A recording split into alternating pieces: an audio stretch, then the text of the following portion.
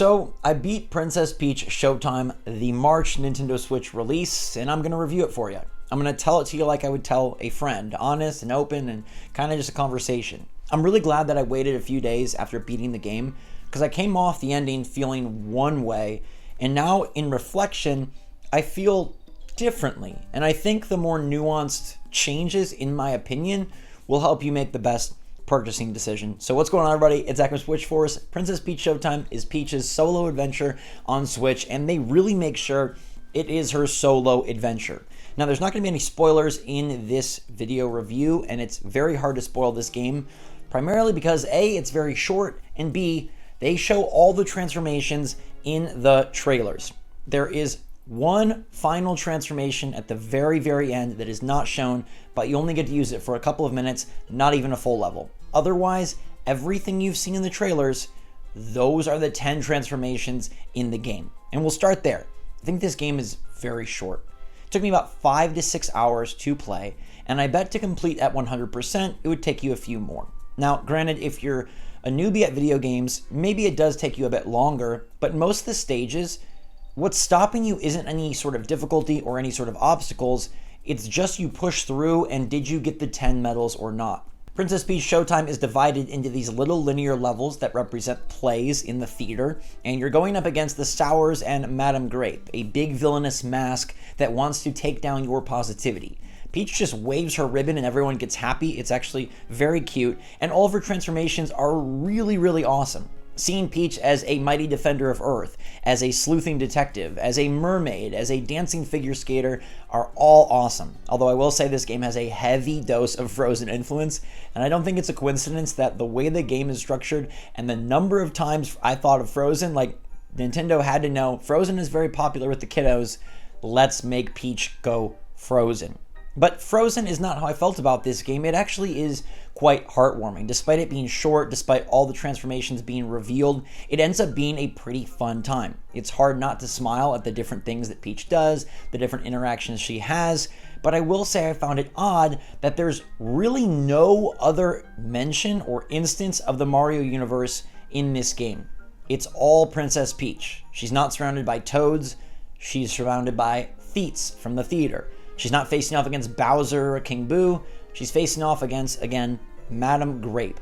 There is no real throwback or nod or Easter eggs to the rest of the Nintendo universe. And for me personally, I found that to be a bummer. I didn't really like that you have this whole universe that Peach is a part of, and in an effort to make her own game and not feel like a Mario game, you kind of ignored the rest of the Mushroom Kingdom.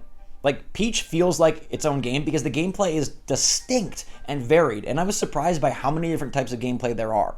Okay, obviously there's basic ones like the Sword Fighter or Kung Fu, which is just a lot of mashing.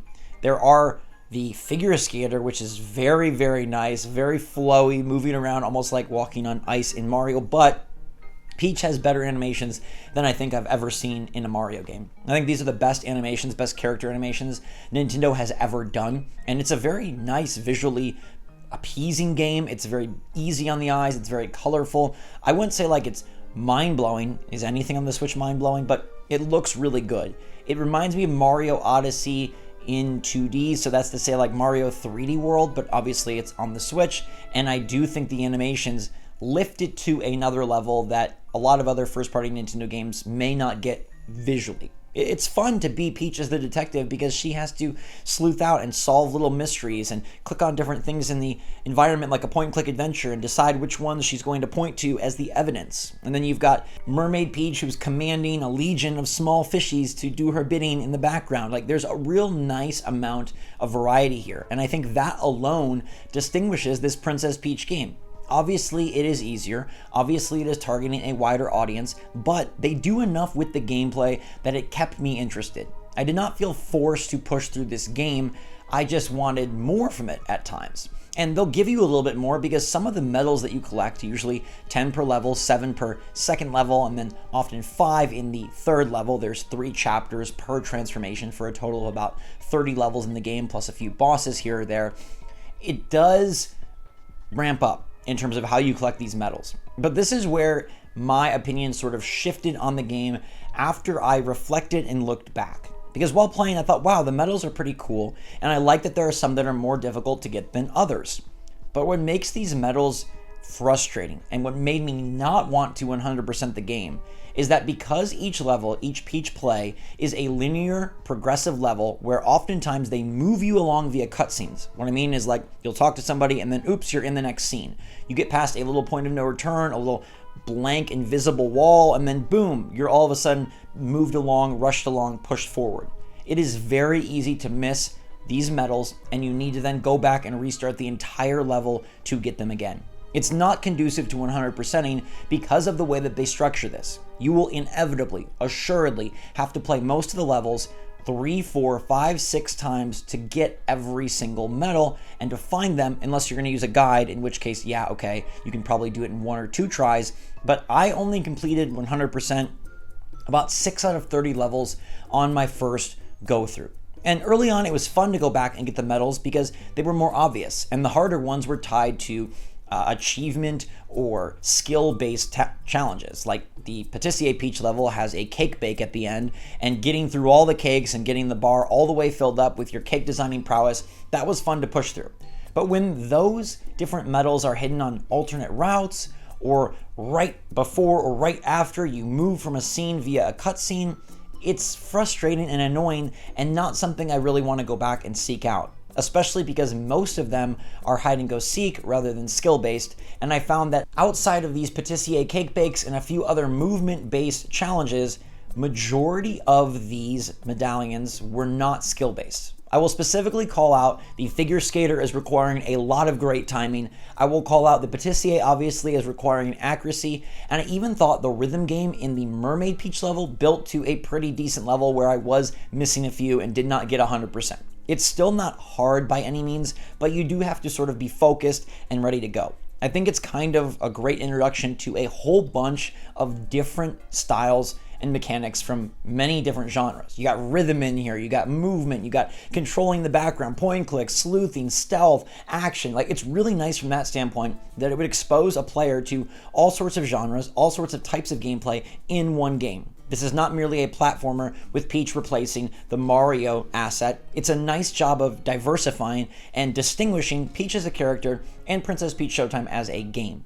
And that's where I think it gets the biggest compliment from me, which is that they packed a lot in to a very short play length. I mean, there's a reason they show all 10 transformations, because there's just not that many levels, but within those 10 transformations, a few do overlap. Like, do we really mean Kung Fu and Dashing Thief and Mighty Peach, and they're all kind of focused on beating up, and Sword Fighter is focused on beat 'em up, but there's enough variety in there, especially between Mermaid Figure Skater and the Detective, that I really did enjoy the different lengths that Peach goes to try and get this theater back up and running the correct way. Now, I do think environmentally, while it is very pretty and while the animations are very nice, it doesn't get as deep or as creative as, say, Mario Odyssey. And part of that is because it's all supposed to be done up like a theater play, like a production. So you've got things on strings and you've got cardboard cutouts, and the sets are built out of very different parts, but at the same time, nothing feels completely immersive because it's a play. And this is another element where I kind of just wish the whole play idea was scratched and Peach just transformed without the conceit. Like, I know they had to explain Peach transforming by her going into the theater and doing all these different plays, but couldn't we just have Peach transform in different levels, and then we could have gone full tilt on the levels and delivered much more immersive, really eclectic levels that paid true homage to the genre, the trope that they were trying to fit into, as opposed to like everything is cardboard and strings. It doesn't look bad, I don't think it's a detractor, but it's something that in hindsight I wish they would have kind of just gone further with the level design. And I wish they would have gone further with this game in a lot of ways, but I'm also remembering and aware that I'm not the target audience. This game is absolutely targeting a younger audience, and that's fine. I played it, I still enjoyed it. Like I said, I never felt forced to play it. I never felt like, oh, I have to go back. I wanted to see my way through. The boss battles are, again, sort of like kids' first introduction to multi-tiered bosses and the different things that bosses would have you do. They're not remedial enough to be dull, but they're not difficult enough to be super memorable. They're also just random animals. Again, I do feel like if we had more of a Mario tie here, it would have been a better game. Maybe that's biased, maybe it's my personal opinion, but I think tying this more heavily into the Mushroom Kingdom would have made players like me more engaged with the game and looked upon it more fondly, because I really don't care about Theets. I really don't care about Madame Grape. I really don't care about the Sours, and I doubt we see them ever again unless there is a Princess Peach Showtime sequel. Will there be a sequel? There very well may be. This is a repeatable type game that you could just pick 10 new transformations, 10 new genres, 10 new mechanics, and it would really work. And it would be fun. Like, I'd want to play it again. I did enjoy playing Princess Peach Showtime, and I came off the game saying, wow, this was much better than I anticipated. When I played the demo, I thought this was going to be a very slow plotting adventure. And there are times early on where it does feel a bit slow, but once you move to the second level of every transformation, and eventually the third ultimate level, they're pretty cool. They're decently complicated. There's more that you need to do with the mechanics, and they've reached a point where, like, okay, this is a pretty neat level. Nothing on the scale of Mario Odyssey, nothing at the craziness of Mario Wonder, nothing at the difficulty of Donkey Kong Country Tropical Freeze, but, like, we put together a pretty nice game here. My biggest issue, though, is that it's $60.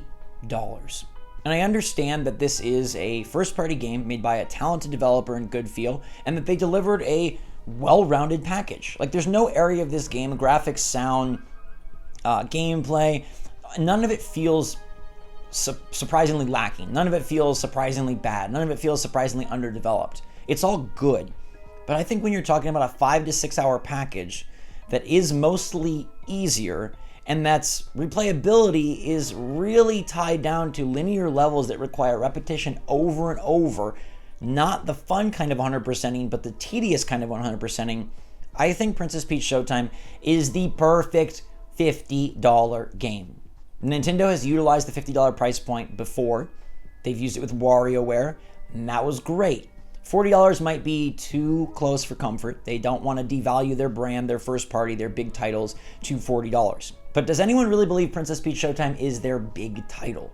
I'd argue that the Mario and Luigi remakes are bigger games for Nintendo's fan base. I think that this obviously has its appeal, and I think it will sell well, and I think it's a cute game that deserves to be made, and I don't believe like it shouldn't have been made. I've seen some people say like, why did they make this when they could have made X, Y, and Z? They could have made another Mario, a Mario Kart. No, like this game is not taking away from that. It's a different team. Good Feel is always tasked with a more family-friendly centric game, and you can argue whether Yoshi's Crafted World, Kirby's Epic Yarn, or Princess Peach Showtime are better games. I think Princess Peach Showtime is probably the most simplistic of the three, but the gameplay is the most diverse. So you're trading some depth and you're trading some fun in the collectibles for a more wide set of gameplay. Like there's no denying it's fun to be Peach in 10 different scenarios. Doing them 3 times feels like enough to really get involved, but not too much to feel like they're burning you out. I just think this is a $50 game, and I don't think anyone believes that Princess Peach is at the same caliber as Mario Odyssey or as Tears of the Kingdom, so we don't need to worry about it not being 60 or 70 and magically devaluing the Nintendo brand. Princess Peach Showtime would feel awesome at 40, solid at 50, and it really is a toss-up at 60. If you're like me and you really do appreciate Nintendo for their bright colors, their innovative ideas, their fun variety, then it still might be a good time. But it's probably a good rental. You could beat this game in 2 sittings. I don't think you need to buy Princess Peach Showtime until it drops to $30 or $40. At that point, I'd say, hey, this seems great. This should have probably released at $50, and at $40, now it really is the perfect pickup for me. I would be much more likely to recommend Princess Peach Showtime to you or to a random player at $40 than I would $60. 60 comes with a whole lot of caveats. You got to have expendable income. You got to be okay with it being short. You got to probably want to seek out some of those 100% collectibles. And you have to understand that this game is easier and it's more about the journey than it is about difficult gameplay, really exciting boss battles, or like innovative, crazy mechanics. They do some smart, surprising stuff. It'll make you smile. There's definite sparks all over the game, literally and figuratively. And I did have fun with Princess Peach Showtime. If all you want is a fun or not rating, Princess Peach Showtime is fun. If you want to, is it worth it or not rating, I think Princess Peach Showtime is the perfect $40 or $50 game. If you want a numerical review, I think Princess Peach Showtime is a strong 7 or 7.5. And that is lower than I initially felt on Princess Peach Showtime when I came off the game. I started very low. I went pretty up as I was going. And then in hindsight, I was like, you know what? Let me take off sort of the good feeling. No pun intended with good feel. Let me take off the Nintendo color glasses and let me evaluate this for what it really is. It is a short, easier, well-varied, but basic game that probably shouldn't have been $60. It's not to say Princess Peach Showtime is bad. It's my favorite thing I've played from Nintendo this year, but I know it definitely will not be my favorite Nintendo thing that I play the rest of the year. I think there are better, superior games that will feel better value-wise and fit me better as a player. But Princess Peach Showtime, it still was a good Switch adventure for the princess. I'm glad she gets her own game, and I think they did a great job of being cool and diverse with what they had her do. I just wish it was more tied to the Mushroom Kingdom, and frankly, I wish there were more surprises instead of showing all 10 transformations in the trailers. Does that bum you out that you know all 10 transformations? And what do you think about Princess Peach Showtime? Would you be much more likely to pick it up at 40 than 60, or are you passing entirely? Let me know what you thought of my gameplay and my review in the comments down below. And until next time, everybody, stay safe, stay healthy, stay happy, stay positive out there. Love you lots. SwitchForce out.